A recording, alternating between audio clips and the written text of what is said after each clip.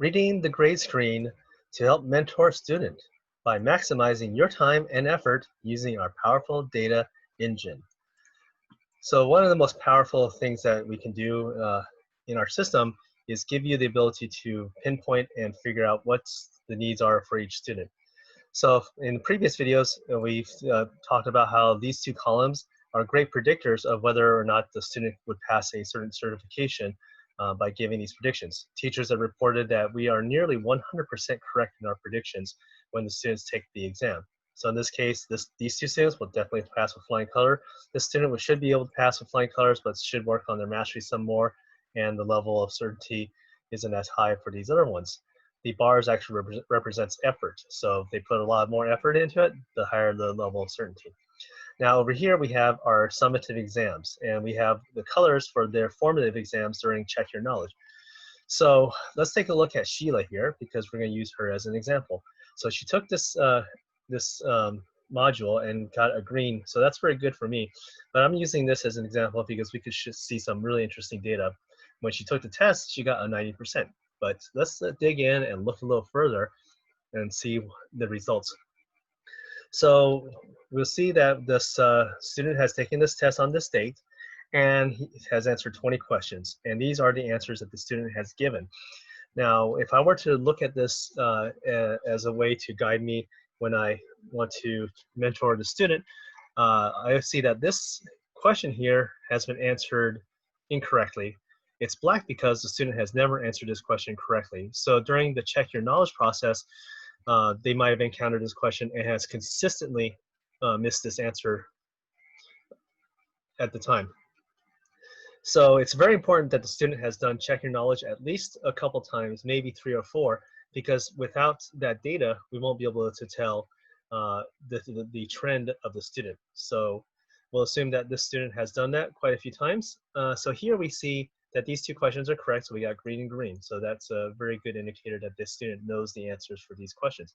But now we have this one here, which is interesting, red and green. So we have a red background, but the student has actually answered it correctly on this test. So what that tells me is that in the past, the student has answered it incorrectly quite a few times, but in this particular instance, she answered the question correctly. So that gives me low confidence in her ability to answer this question correctly. Same here, we see that these are wrong. And let's go down here to another indicator. So yellow is an interesting factor because it can mean two things. So the student has answered it correctly here, but with the yellow background, our level of certainty is so-so. So that means that either the student has answered it incorrectly in the past and now has answered it correctly a few times, then the confidence is going up. Or it could also mean that the student has answered it correctly, but then answered it incorrectly a few times, and my confidence has gone down. So these are just an indicator of confidence of the ability for the student to answer this question correctly consistently. So it's a really good gauge of their depth of knowledge. It could also mean that they could be flip-flopping too. So we can dig into that a little later. So the best way to create an analogy for this is like, I'm your tutor, and I've asked you this question a number of times, and you've answered it incorrectly, correctly, incorrectly. So then I'm like thinking, okay, do you really know this question? But then you answered it correctly a couple more times. So I'm like, okay, my confidence is going up in you. So I'm going to give you a yellow for this question. Now, if you answered it correctly more times subsequently, then it might turn green. And then here we have more red on green. So this means that they do not know these questions with high level of confidence. So when I pull the student aside in either in person or via Zoom, I would actually go through and verbally quiz the student on the questions that they are yellow, red, and black.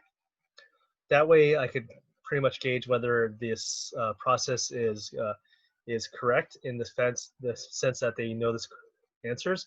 And it also will give me more confidence if they answered it correctly verbally to send them to take the ServSafe certification so that they'll pass it with flying colors.